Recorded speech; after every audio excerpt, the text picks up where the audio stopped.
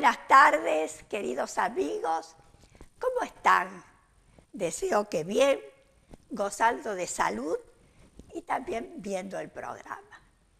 Y para hoy, un programa muy interesante porque hablaremos de las infecciones ginecológicas que se traducen en la mujer en el 80% de los casos por problemas en su flujo menstrual.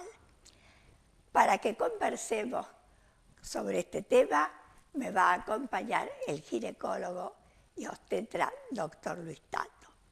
En el segundo bloque del programa nos referiremos a la pancreatitis, una afección que se caracteriza por una inflamación del páncreas que hace que esta glándula se active sus fermentos en sí misma y se produzca este cuadro que es dramático, tremendo y que angustia mucho a los pacientes.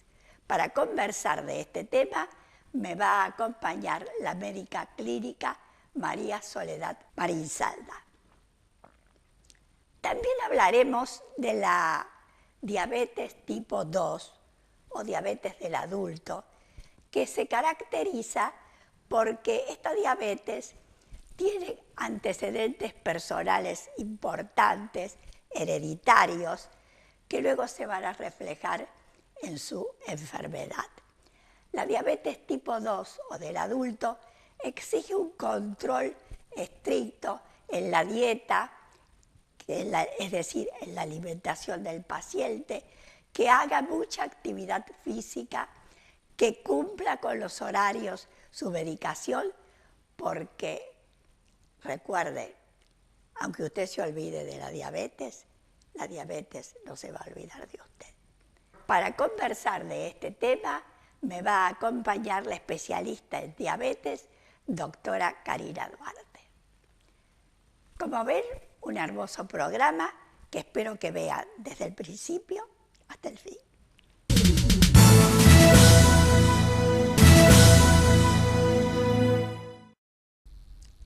Además de estos flujos, tenemos que nombrar a otras enfermedades de transmisión sexual, como la hepatitis B y el HIV, que también es a través de las relaciones sexuales que pueden complicarse a la mujer si la padece el hombre. ¿No es así? Sí.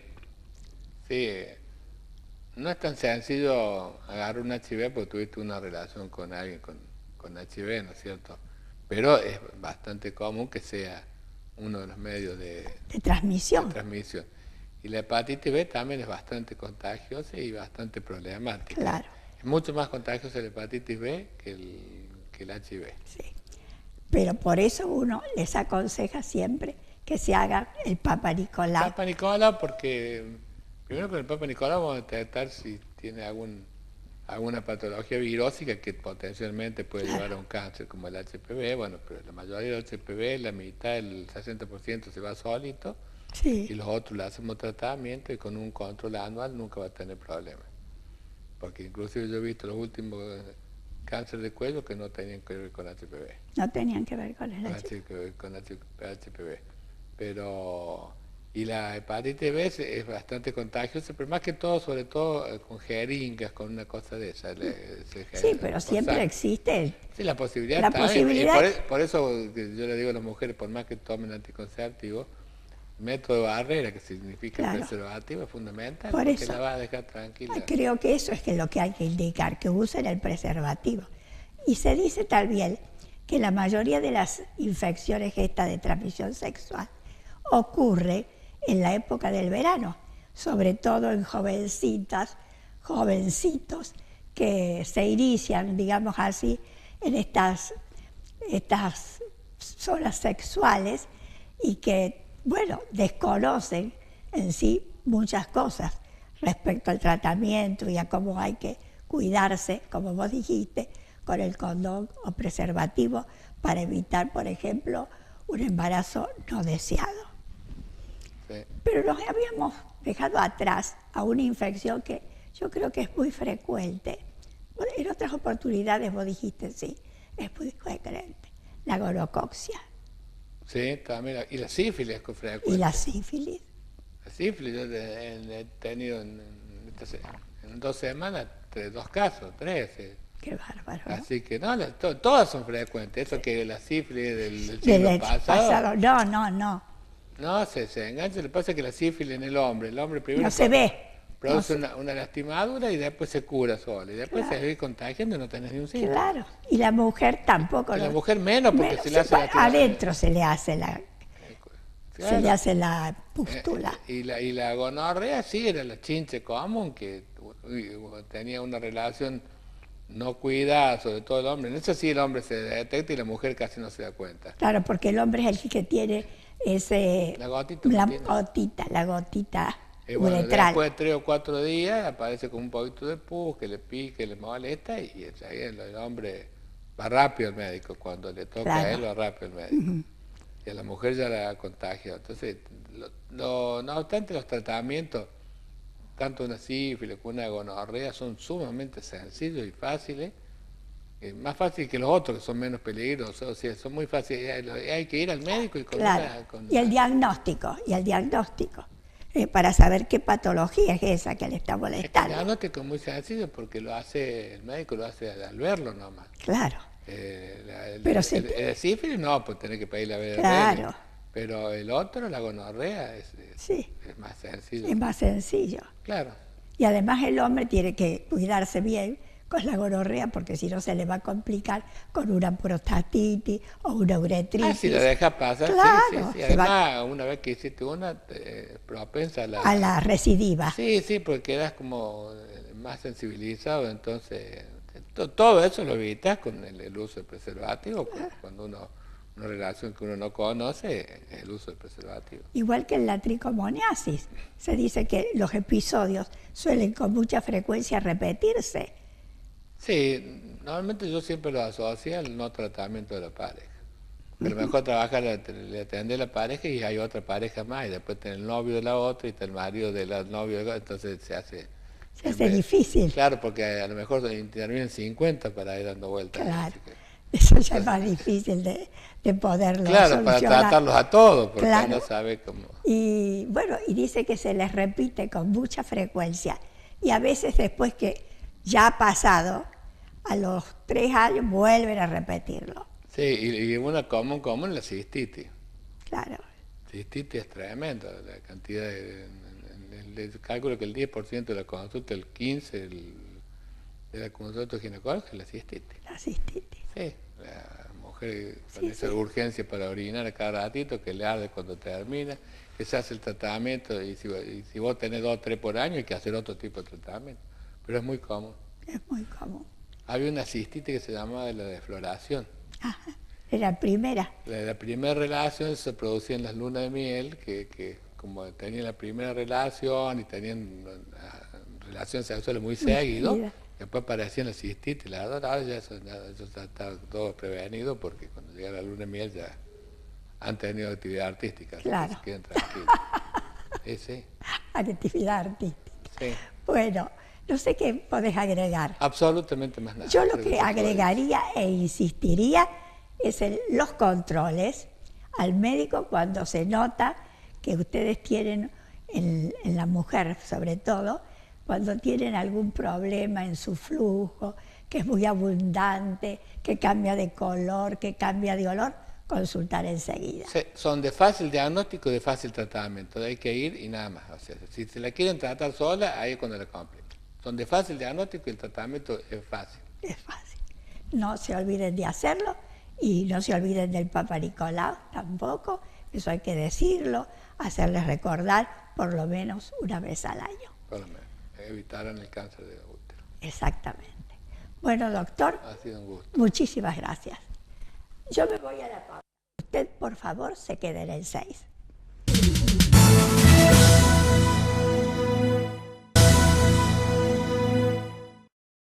Me está acompañando en esta parte del programa la doctora María Soledad Marinsalda, que es médica clínica y que se va a referir a un tema pero muy, muy interesante, porque vamos a hablar de la pancreatitis. ¿Qué te parece? Hola, Niata, ¿cómo estás? Bien, querida. Sí, la pancreatitis, que es un tema que se ve frecuentemente y que mucho quizás no se habla y no se conoce de ella y no se conoce cómo prevenirla.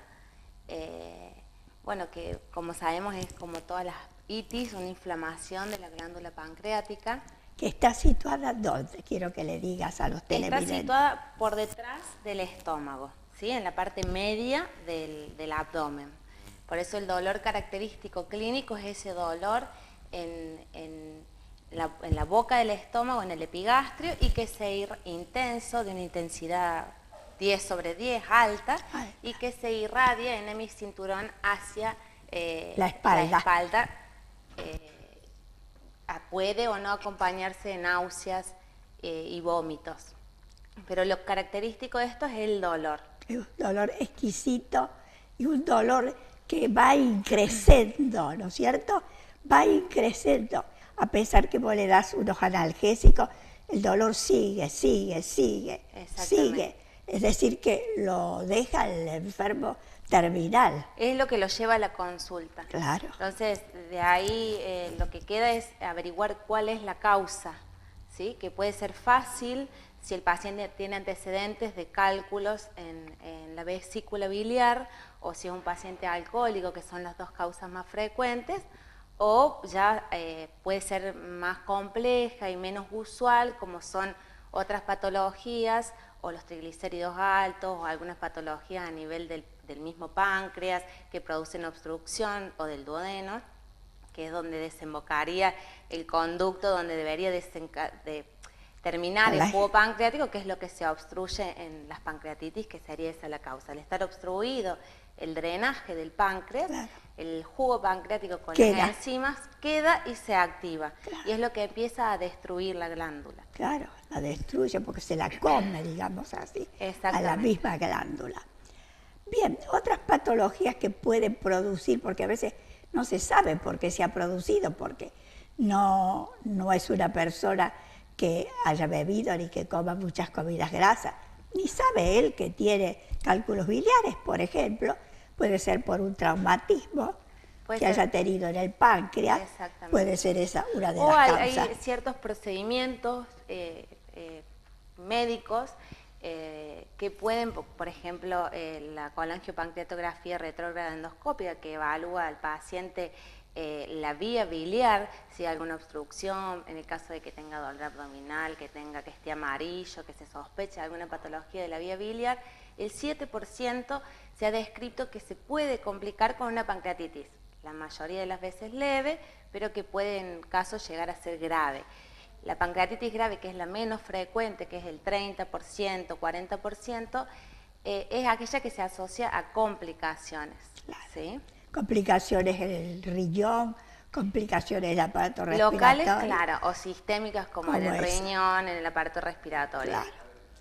Bueno, vamos a suponer que llega a tu consulta una persona de una edad de entre 40 y 60 años, que es la edad más frecuente, y que te consulta por un cuadro así, que ha aparecido de pronto.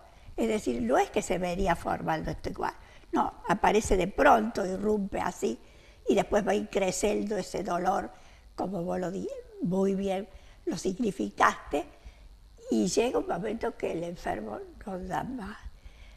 ¿Qué haces vos? ¿Vos pensás enseguida que puede ser una pancreatitis o pensás en alguna otra cosa?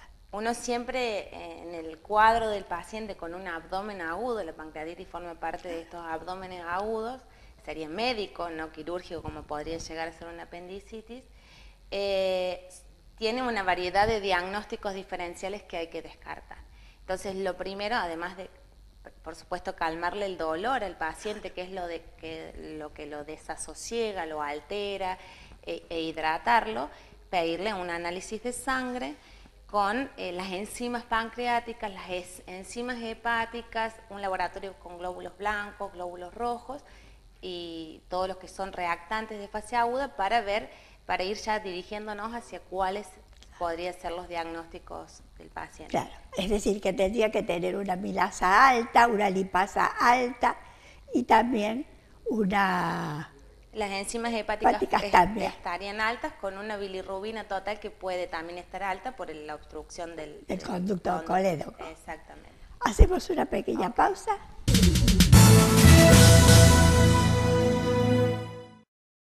Ya hemos solicitado las pruebas pancreáticas, han dado altas, los valores altos. ¿Y después qué otros estudios le podés pedir para quedar más tranquila? Lo que se pide en el momento es una ecografía pancreática para saber, hay dos grandes grupos de pancreatitis agudas que son las edematosas y las necrohemorrágicas. Para observar el páncreas y sobre todo en el caso de que no sea clara la imagen, ver la vesícula biliar y ver si tiene cálculo o barro biliar que podrían ser los causantes de la pancreatitis. Siempre el barro biliar, el cálculo menor de 5 milímetros, todo el que puede pasar por el cístico, por el colédoco y obstruir a la salida, esos son los más peligrosos para esta complicación del cálculo biliar que es la pancreatitis. Y a las 72 horas, además de los análisis, a las 72 horas se pide una tomografía computada de abdomen también para estadificar el pronóstico y la gravedad de la pancreatitis. Si hay zonas de necrosis, lo que hablamos de las complicaciones, necrosis, pseudoquistes, abscesos, de acuerdo a cómo evoluciona el paciente, pero habitualmente la tomografía se pide a las 72 horas de iniciado el cuadro de dolor. Recién a las 72 horas. Exacto. Es decir, primero nos valemos de los análisis que hemos solicitado y que han dado positivos. ¿Y qué le haces al paciente ahora? Eso le iba a decir. El tratamiento es sencillo, por eso la tomografía también la podemos esperar, porque es calmar el dolor e hidratar al paciente. La pancreatitis actúa como un secuestro de líquido importante que lleva al paciente a una deshidratación. Entonces se aporta gran cantidad de líquido para mantener al paciente hidratado y para que de esa forma llegue buen flujo de sangre al cerebro, a los riñones, al resto del organismo que podría verse comprometido.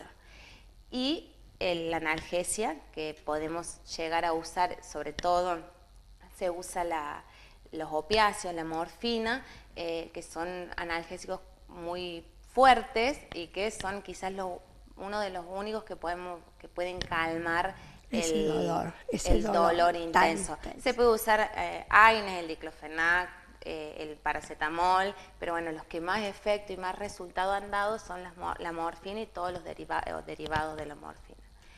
Bien. Por ejemplo, en el caso ese de que estás vos hablando, la persona no va a recibir líquidos por vía oral, nada. A veces, ¿qué hay que hacerle además?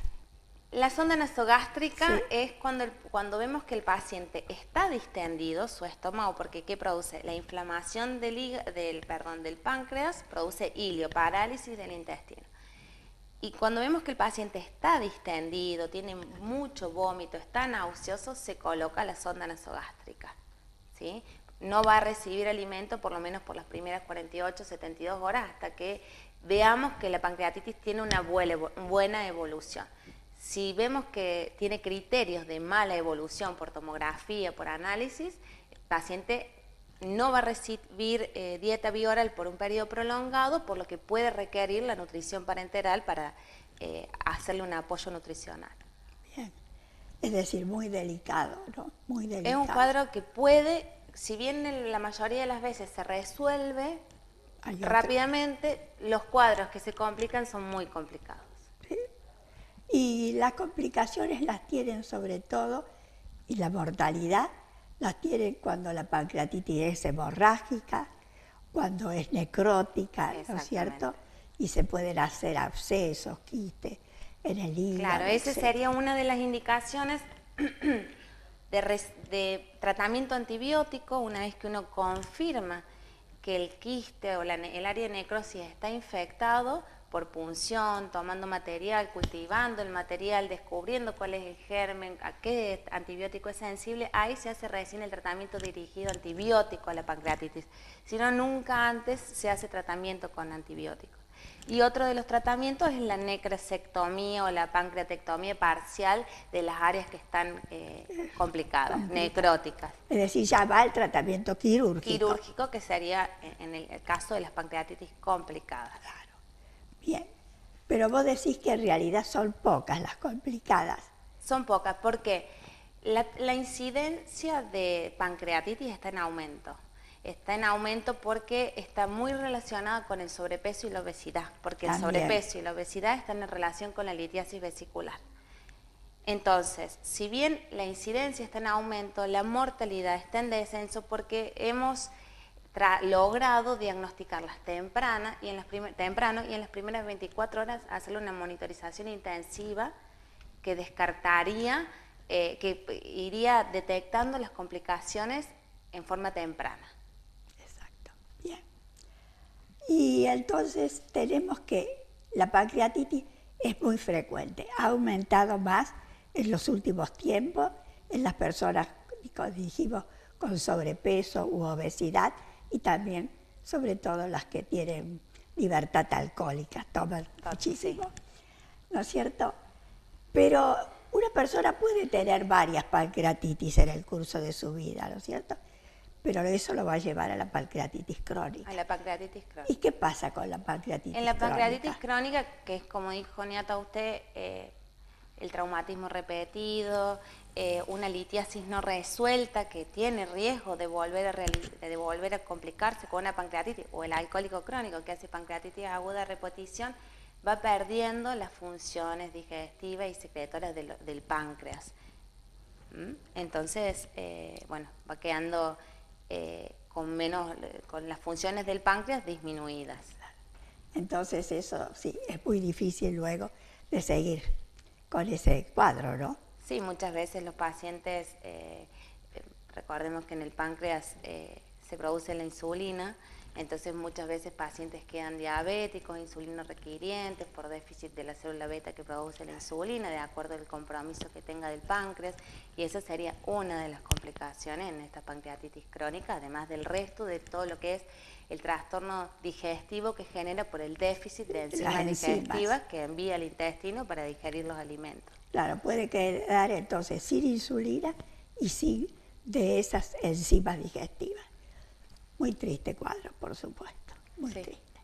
Bueno, hay que tratar entonces de no llegar a esa condición, ¿no es cierto? Exactamente. Evitando las bebidas alcohólicas en cantidad y también el sobrepeso. Hay que caminar, hay que tener actividad física. Y dieta saludable. Y dieta saludable, muy bien. Muy bien, querida. Gracias. Te agradezco mucho. Y yo me voy a la pausa, pero usted, por favor, no se aparte del 6.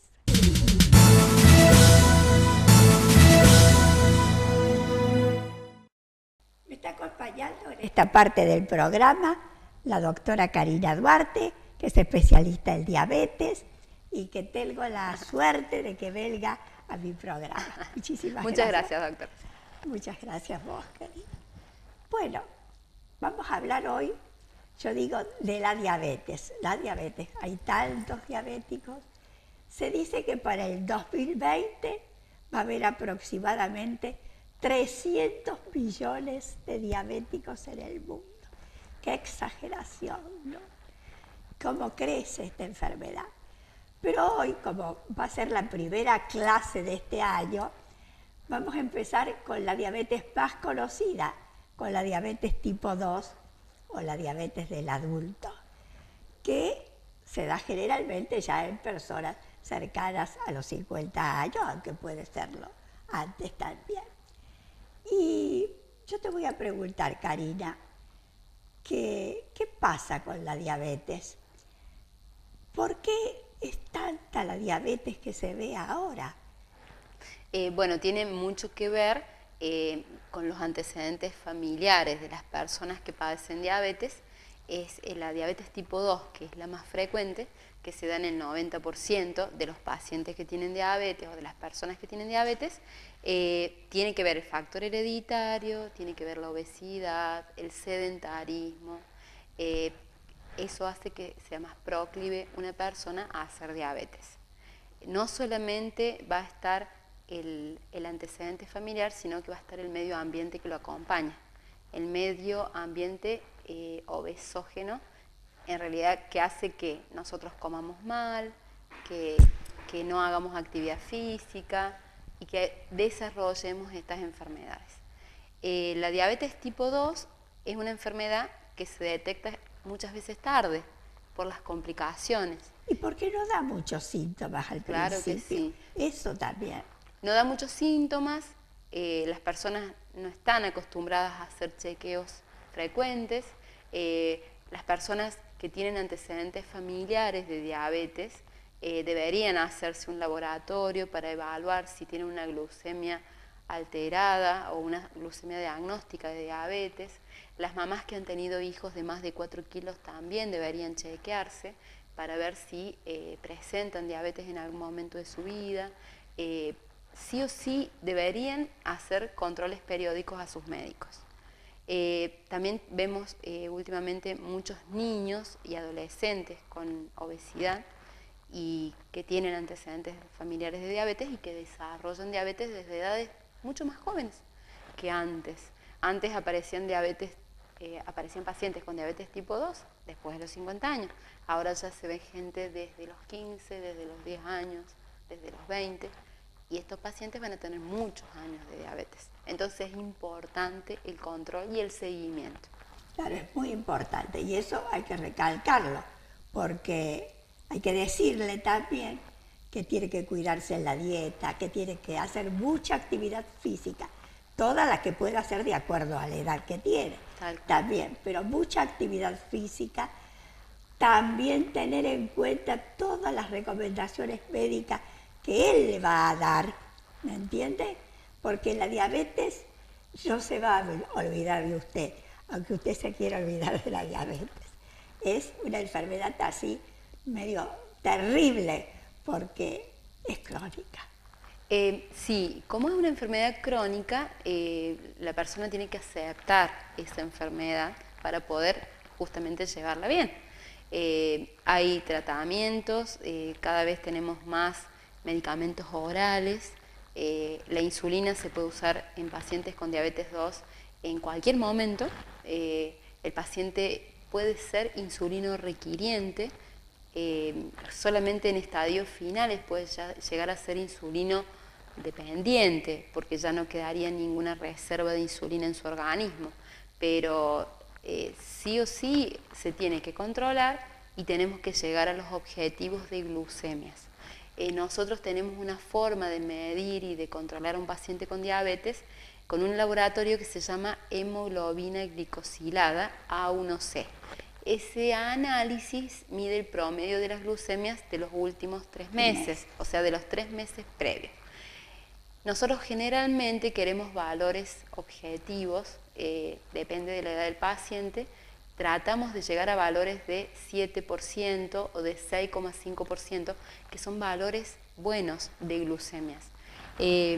Generalmente los pacientes con diabetes deben contar en realidad con un aparato, con un glucómetro para poder medirse las glucemias, tanto antes de las comidas como 2 horas después de las comidas, para poder evaluar cómo va el tratamiento y para decidir el médico con el tratamiento a seguir. Pero eso es muy importante que lo sepan, y yo creo que todos los diabéticos, ya sean de diabetes tipo 2, de diabetes tipo 1, las que están embarazadas y tienen diabetes, entonces todas ellos tienen que tener el glucómetro. Sí, y además no es que se los dan. Sí, en la parte privada generalmente la obra social se lo reconoce, la mayoría de las obras sociales.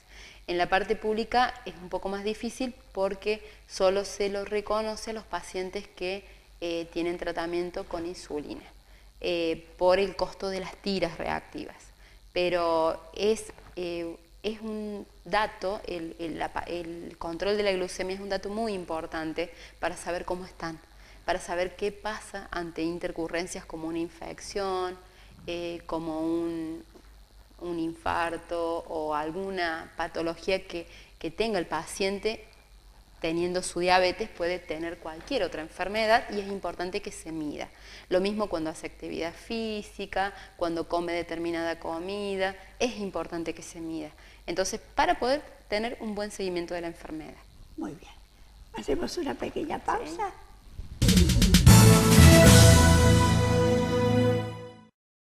Entonces, tenemos nosotros que estamos hablando de la diabetes tipo 2 o diabetes del adulto, así llamada, que como vos dijiste, aparece más o menos hacia los 50 años, aunque puede aparecer antes ahora, pero que tiene sus características muy importantes, porque ¿qué es lo que siente el paciente cuando recién va al médico y a lo mejor ya tenía la diabetes?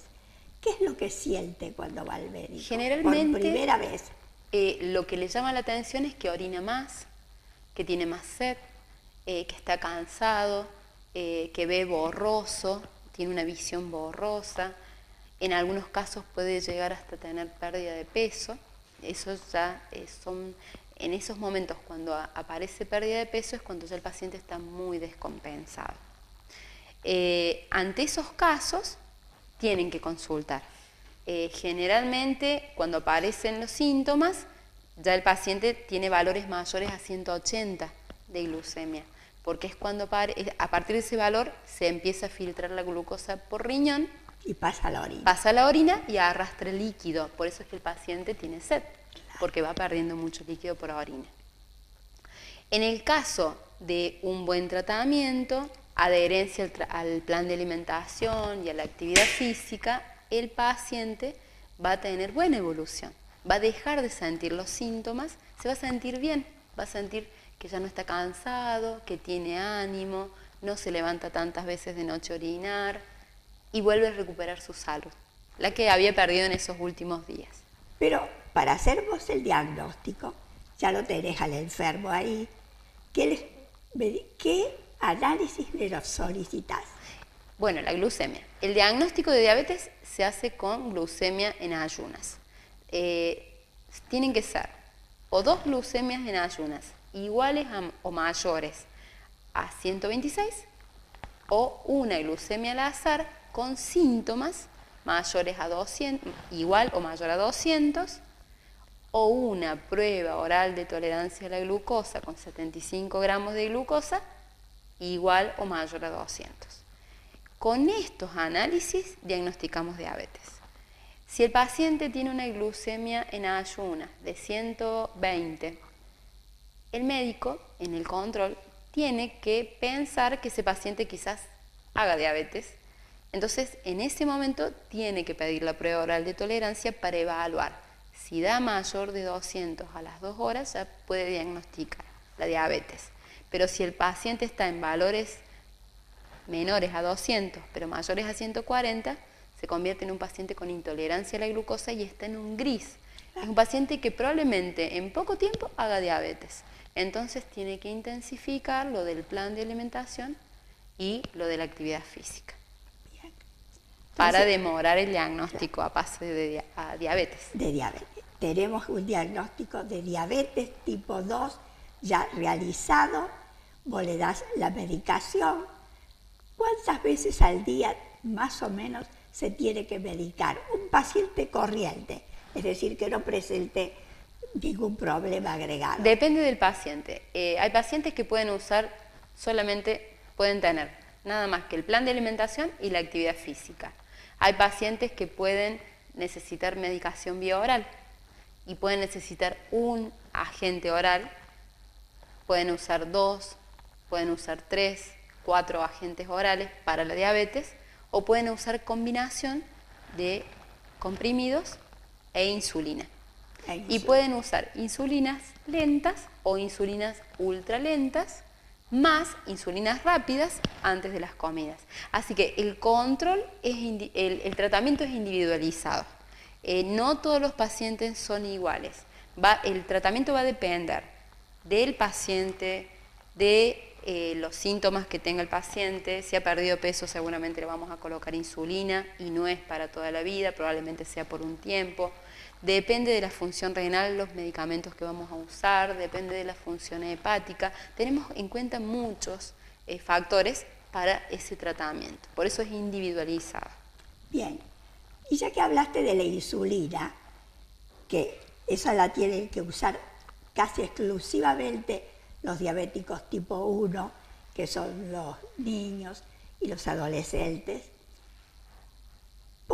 veces uno le da, por ejemplo, al paciente diabético tipo 2, le tiene que dar insulina. Bueno, es en los casos de pacientes que estén descompensados, que tengan pérdida de peso, que tengan síntomas como pérdida de peso, orinan mucho, tienen mucha sed, tienen valores de glucemia mayores a 200, 300, están con tratamiento por boca, con comprimidos, pero no responden a la medicación vía oral, presentan alguna intercurrencia como alguna infección o están internados y solamente se puede usar insulina en esos casos, o pacientes que tengan algún cuadro de daño hepático o daño renal que no podamos usar medicación vía oral y que tengamos que pasar a insulina. En esos casos los pacientes deben usar insulina. En el caso de pacientes que tengan una infección que los tengamos que internar y que tengamos que usar insulina, generalmente cuando se dan de alta se dan con pastillas, si no tienen ninguna otra contraindicación. Generalmente el paciente con diabetes tipo 2 se lo considera insulino requiriente en algún momento de su vida. En algún momento. Pero por poco tiempo inclusive. Bien. O, bueno, depende de la enfermedad que tenga. Si tiene añadida alguna otra enfermedad, ya sea hepático o renal, se le coloca insulina ya hasta el final de sus días. Pero, si no, solamente lo que dure una intercurrencia, una enfermedad dada. Cuando nosotros hablamos de que tiene que hacer actividad física y se lo decimos bien y no la cumple este paciente, ¿de eso qué va a derivar? Lo que pasa es que el tratamiento incluye la actividad física, así como incluye tomar la medicación, así como incluye hacerse el control de la glucemia y el cumplir el plan de alimentación. Todo, es un combo, digamos, y sí o sí es conveniente que se adhieran. Pasa que para algunas personas que son sedentarias o que tienen problemas articulares, que no pueden hacer una actividad determinada, hay que tratar de buscar la forma de encontrarle una actividad, ya sea natación, baile, moverse de alguna forma. La actividad física hace que las personas se sientan mejor, porque liberan endorfinas, que son sustancias que hacen que se sientan bien. No solamente eso, la actividad física cuando la hacen durante determinado tiempo, ya sea a partir de la hora de actividad física, el músculo consume glucosa y hace que los niveles altos de glucosa en sangre disminuyan. Y cuando son actividades físicas prolongadas de más de una hora, ese consumo de glucosa continúa y puede llegar hasta 24 horas a estar consumiendo glucosa el músculo. O sea que esos niveles de glucosa descienden. Cuando el paciente corrobora que con la actividad física mejoran sus controles, comienza la adherencia. Por eso es importante también que tengan el aparatito, que se midan para que ellos lo corroboren. Muchas veces pacientes que son sedentarios, pero que se ponen a cortar el pasto en el jardín o hacen alguna caminata porque se fueron a visitar a algún familiar y se miden, esos pacientes corroboran, dicen, pero ¿cómo? Con esto me cuido y no se me baja la glucosa, pero con la actividad física se me baja. Entonces comienza la adherencia al tratamiento. Claro, tiene que ver la prueba. Y aparte de la actividad física, los pacientes con diabetes tipo 2 generalmente vienen con colesteroles altos, ácido úrico alto, tensión alta. Entonces, todo eso mejora los valores de colesteroles, los valores de tensión, porque como hacen actividad física, bajan de peso. Entonces también mejoran los niveles de tensión arterial. Mejoran la glucemia, mejoran el peso, mejoran los colesteroles, mejoran la tensión y se sienten bien.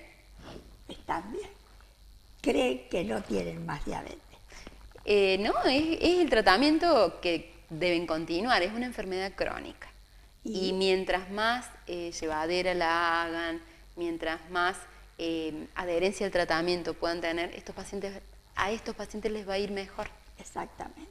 Bueno, les has dado muy buenas noticias a los diabéticos tipo 2.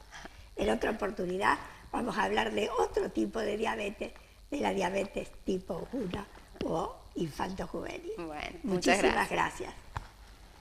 Mis queridos amigos de Oncativo y de Oliva, Espero que el programa les haya gustado tanto como a mí, porque ha estado muy lindo.